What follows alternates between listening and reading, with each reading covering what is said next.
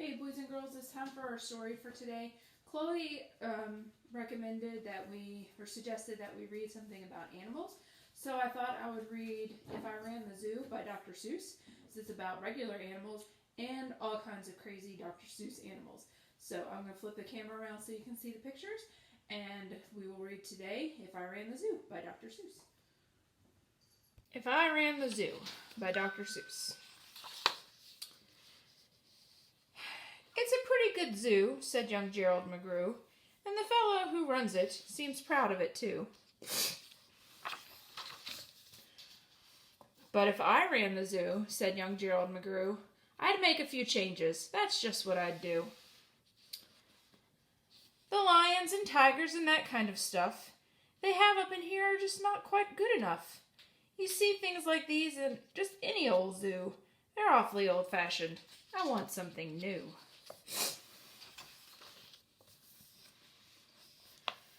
So I'd open each cage and unlock every pen, let the animals go, and start over again.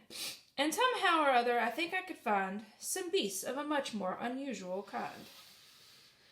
There he is, letting everybody out of their cages. A 4-footed lion's not much of a beast. The one in my zoo will have 10 feet at least. 5 legs on the left and 5 more on the right. Then people will stare and they'll say, what a sight! This new keeper, Gerald's quite keen. That's the gall-darndest lion I've ever have seen. 5 feet on the left and 5 feet on the right. Pretty crazy lion. My new zoo, McGrew Zoo, will make people talk. My new zoo, McGrew Zoo, will make people gawk at the strangest odd creatures that ever did walk. I'll get for my zoo a new sort of hen, who roosts in another hen's topknot, and then another one roosts in the topknot of his, and another in his, and another in his, and so on, and upward and onward, gee whiz. So he's got a hen roosting here, and another one here, and another one here, and here, and here, and just on and on and on and on and on.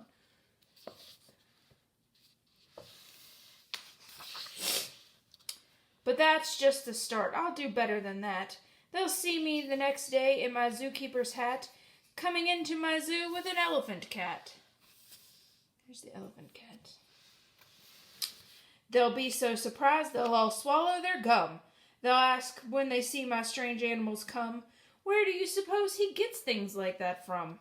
His animals have such very odd faces. I bet he must hunt them in rather odd places. And that's just what I'll do, said young Gerald McGrew. If you want to catch beasts you don't see every day, you have to go to places quite out of the way.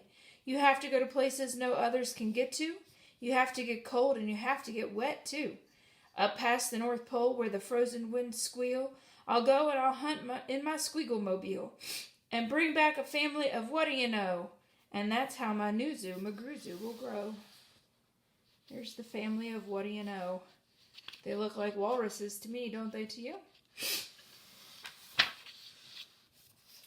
I'll hunt in the mountains of Zomba Matat with helpers who all wear their eyes at a slant, and capture a fine fluffy bird named a bustard, who only eats custard with sauce made of mustard, and also a very fine beast called a flustered, who only eats mustard with sauce made of custard. I think this must be the bustard that eats custard with sauce made of mustard. And this is the flustered, who eats mustard with sauce made of custard. And there's Gerald McGrew on top of the cage. I'll catch them in caves, and I'll catch them in brooks. I'll catch them in crannies, I'll catch them in nooks. And if you that you don't read about in geography books. Got a little tongue twisted. There he is in his boat, heading for new places to find new creatures. I'll catch them in countries that no one can spell, like the country of Mata Fapata Fapel. In a country like that, if a hunter is clever, he'll hunt up some beasts that you never saw ever. Maybe this beast will be on his list.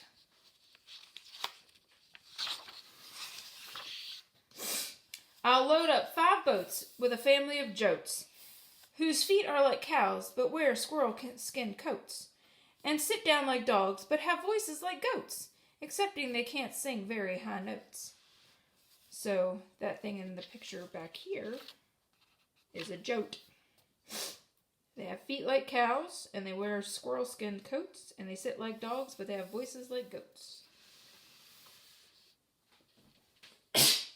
Excuse me. And this looks dangerous. Then I'll go down into the wilds of Nantucket, where I'll capture a family of lunks in a bucket.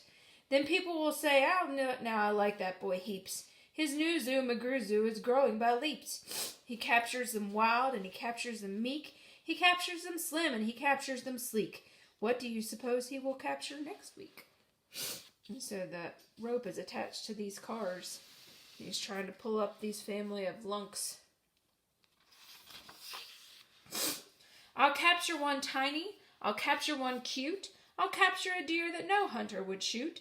A deer that's so nice he would sleep in your bed if it weren't for all those horns that he has on his head.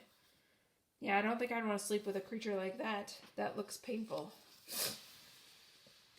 It says, City Zoo, G. McGrew manager. There he is, welcoming the deer into his zoo.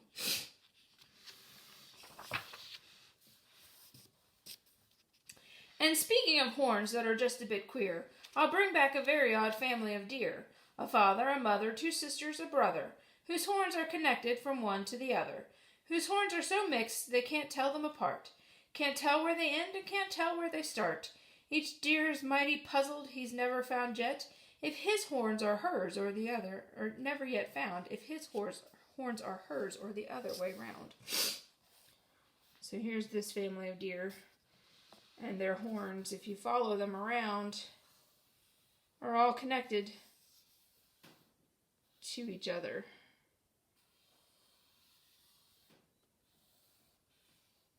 That one dead ends, actually. It doesn't connect it. No, yes it does. Over to here. I'll capture them fat, and I'll capture them scrawny. I'll capture a scraggle-foot mulligatawny, a high-stepping animal fast as the wind, from the blistering sands of the desert of Zend. This beast is the beast with the brave chieftains ride, when they want to go fast to find some place to hide. A mulligatawny is fine for my zoo, and so is a chieftain. I'll bring back one too.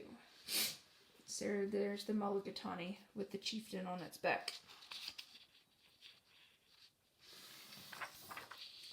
In the far western part of southeast North Dakota lives a very fine animal called the iota. I'll capture one who is much finer, but I'll capture one who is even much finer in the northeastern west part of South Carolina.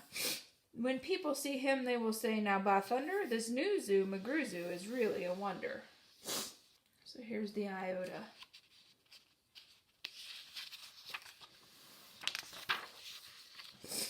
Most beasts are quite friendly, but still in some lands, some beasts are too dangerous to catch with bare hands. For those that are ugly and vicious and mean, I'll build a bad animal catching machine. It's rather expensive to build such a kit, but with it a hunter can never get bit. So here's his bad animal catching machine. I don't know what that animal is, but it does look kind of scary. A zoo should have bugs, so I'll capture a thwirl, whose legs are snarled up in a terrible snarl. And then I'll go out and I'll capture some chugs, some keen shooter, mean shooter, bean shooter bugs.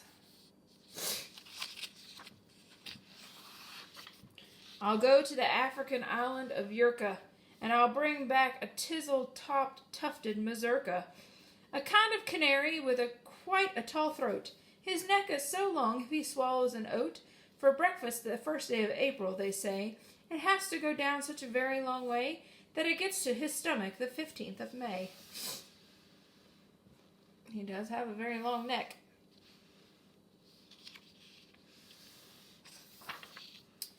I'll bag a big bug who is very surprising, a feller who has a propeller for rising and zooming around making cross-country hops from Texas to Boston with only 2 stops. Now that sort of thing for a bug is just tops. There's the bug. And when I've caught him, the next thing you know, I'll go and I'll capture a wild tic-tac-toe, with X's that win and with zeros that lose. He'll look mighty good in the zoo of McGrew's. So there's the tic-tac-toe.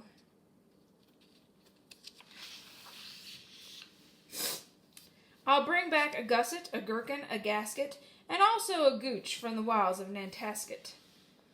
And 8 Persian princes will carry the basket, but what their names are I don't know, so don't ask it. People look excited to see what he's bringing in next.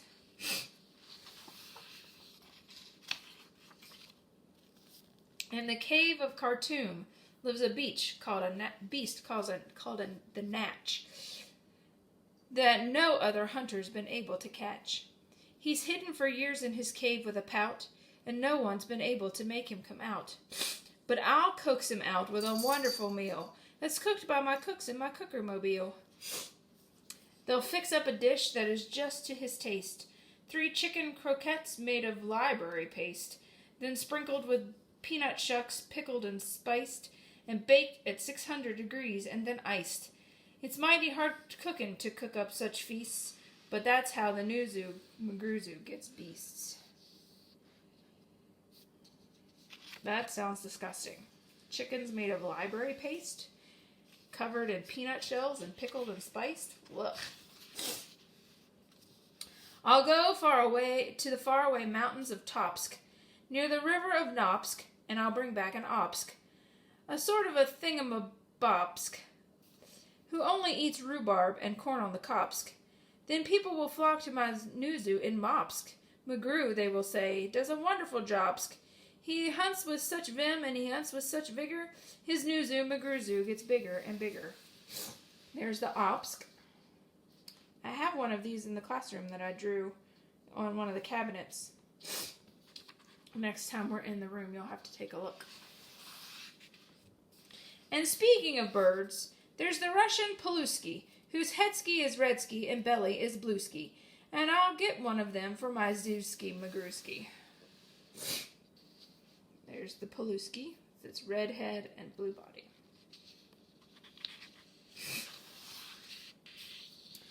Then the whole town will gasp why this boy never sleeps. No keeper before ever kept what he keeps. There's no telling what that young fellow will do. And then, just to show them, I'll sail to Catrue, and I'll bring back an itchcutch, a preep, and a prue. A nurgle, a nerd, and a seersucker too.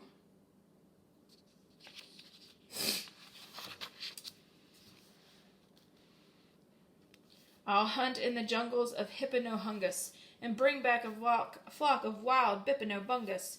The Bippinobungus from the Hippanohungus are better than those from the Dippinodungus, and smarter than those out of Nippinonungus, and that's why I'll catch them in Hippanohungus, instead of those from Nungus and Dungus. And people will say when they see these bips bounding, this zookeeper, new keeper's simply astounding. He travels so far that you'd think he would drop.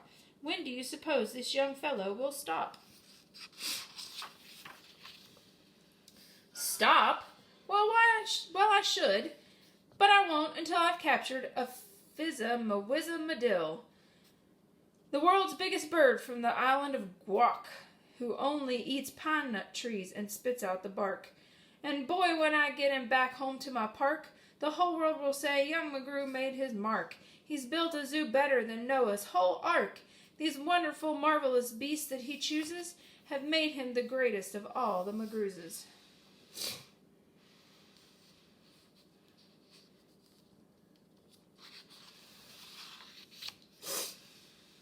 McGrew Zoo.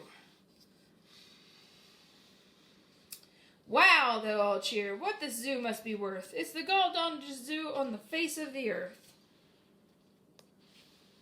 All different kinds of crazy animals.